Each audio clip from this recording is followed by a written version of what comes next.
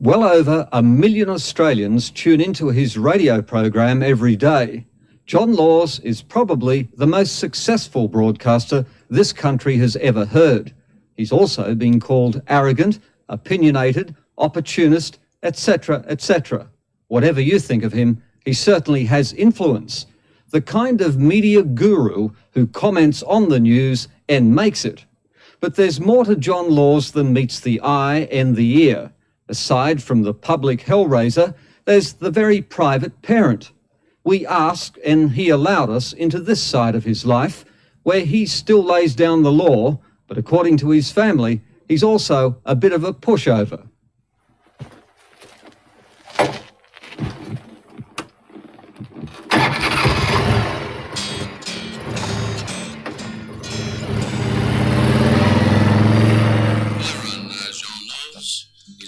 So well, he mightn't have got to bed last night, but I'm damned if I can tell. Everyone knows John Laws. That's why he's the boss. The biggest voice that ever soothed the souls of the Southern Cross. Hello world, this is John Laws.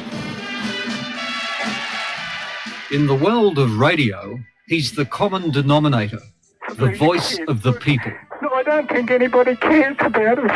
Oh, they do. Oh, they do. For 35 years, he's entertained more Australians than anyone we can think of. Mate, I'm 50 and I reckon your show's the tops.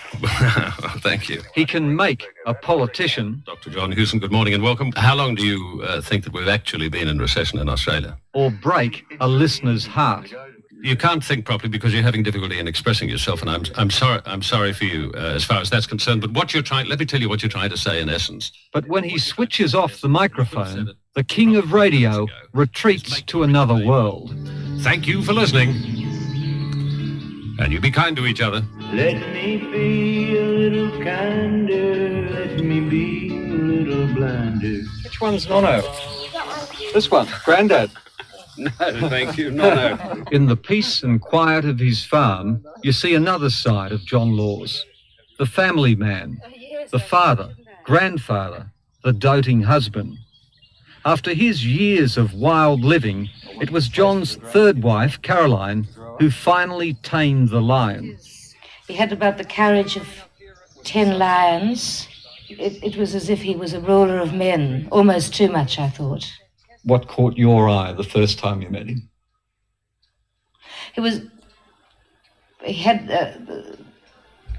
I thought he was a frightfully romantic figure. I was madly in love with Caroline when I was 16. Desperately in love with her when I was 16. And I remember coming home to my mother and saying, I think I'm in love.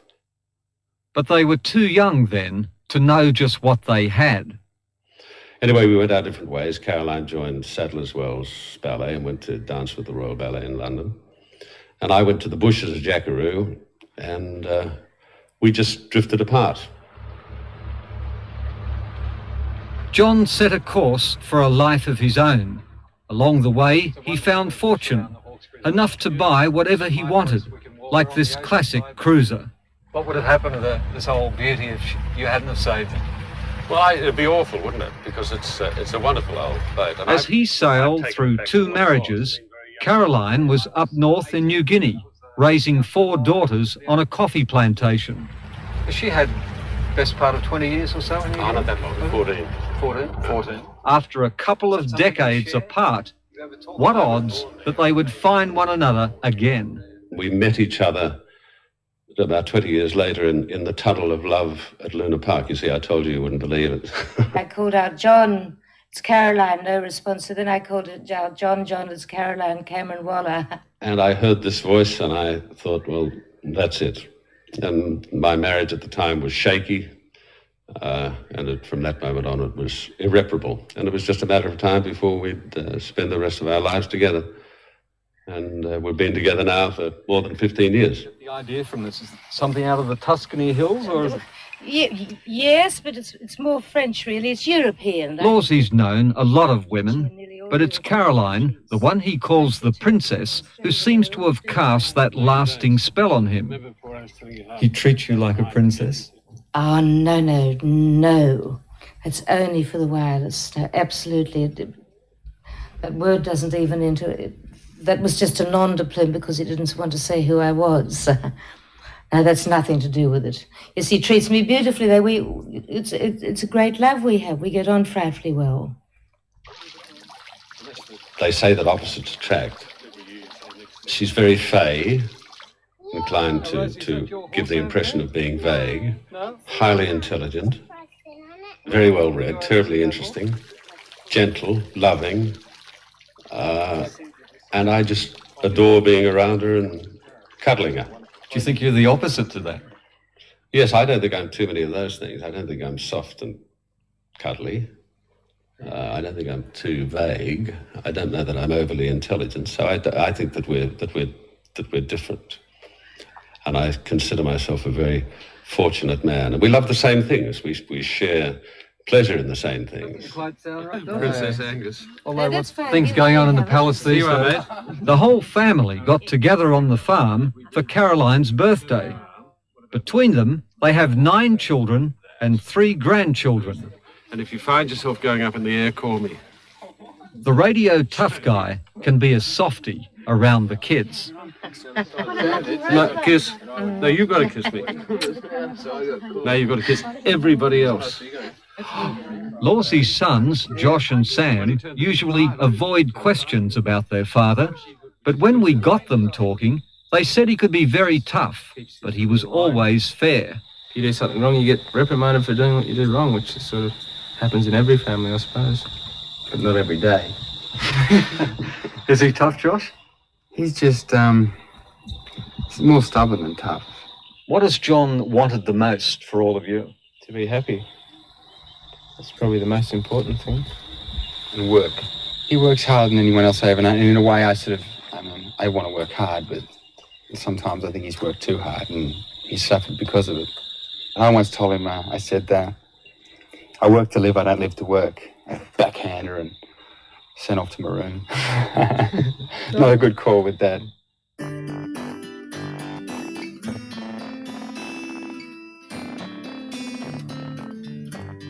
Building up the Cloud Valley farm is the real fruit of Lawsie's labour. So 12 years ago, there was nothing here? Nothing. It's hard to imagine, isn't it? Just bare earth, not even a blade of grass. We asked for the royal tour, and the King of Radio obliged. This is Peter Barker, and Peter Barker takes early Tom Robertson Streetons and does, I suppose you'd call them artistic parodies, but they're better than that. There's no doubt he lives in style, but what caught our eye were the little things that put a smile on your face. Hello, Jake. How are you? Very well. Well, I'm glad you're very well. Have you been reading the books? How many? 43? I haven't read 43. Say goodbye. Goodbye. Very good. That's how he practices talkback radio. Party props for work and play. It's fairly obviously a walking cane. For when you're old. Hold that for me, please. No, not for when you're old. There's a small drinking vessel. For when you're thirsty. Here's another small drinking vessel. And here is a... Let me guess. Just a drop of wild turkey. For when he's got to hobble into Tiwi and doesn't want to go, right? John's sons say he's a canny collector. His cars are worth a fortune. But the boys know Dad's first commandment is, thou shalt not covet thy father's wheels. Have you ever tried to sneak this one off the lot? No, it wouldn't be worth my while. I mean, I like cars, but they're not worth dying for. I'm very tough on my sons in that regard. If you work to get something, then you really appreciate it. If I gave them a Porsche, they wouldn't give a hoot in hell about it 3 or 4 weeks later. He wants you to work for them. Yeah, exactly. I don't think I would be doing my sons a favour to say, here you are, here's a 500 SL Mercedes, take your girlfriend out. I would rather the girlfriend wanted to go out because they're who they are inwardly, not outwardly. And I don't think that their friends would think any of the more of them. In fact, I think it could work to their disadvantage. I think it's probably tough enough being the son or daughter of John Laws without me adding to it. I think I could actually learn to live with that one. That wouldn't be a problem. No, I love this car. And a roller, a Porsche, MG. While he won't spoil them with cars, Laws has tried to give them values. Got your eye on that, sir? Yeah, that's my car. It's Dad's car, but I don't like it. Well, I hope I've given them confidence and self-respect, which I think are two very important things. So they're the things I've tried to teach them over and above respect and good manners and honesty.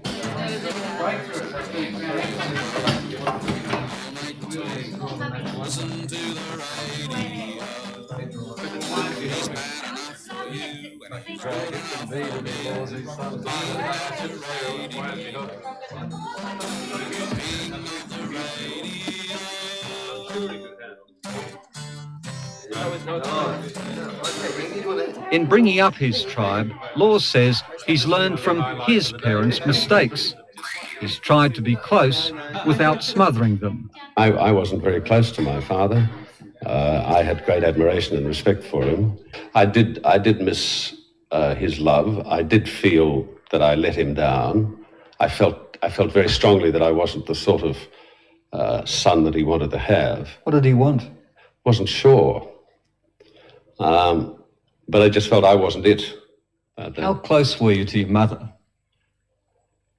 I don't know that I've ever really been terribly close to either of my parents.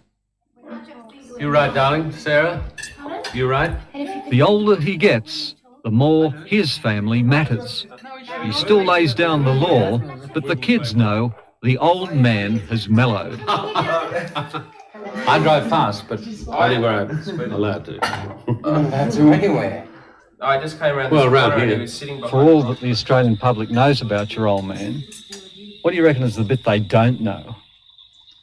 I don't know that he's a softie and can be too sensitive and can be real sook sometimes. Although I don't ever tell him I said that. They seem like decent kids. You've given them that. Well, I hope they're decent kids. I think they're great. I love my kids as friends, which sounds like a very corny line. But it's true. I just enjoy being with them. We have fun together. Happy birthday, darling. Happy birthday, Thank you. Cheers. For Caroline. Caroline. Has he made you a happy woman? Yes, he certainly has. He's given me a marvellous life. He says that the thing that matters most to him is that you are all happy. Are you a happy family? Yes, I think so. I think very happy family. Yes. Hello world, this is John Laws. When he's back on radio tomorrow, Lawsy may grumble and grouch about the state of the country. But out here in Cloud Valley, he knows he really is a lucky man. I have a great life. I enjoy myself. I love laughing. I love singing. Love driving motor cars. And I love my friends. And I'm not this serious, introverted, screwed up individual that people would like to believe I am. No, I love my life.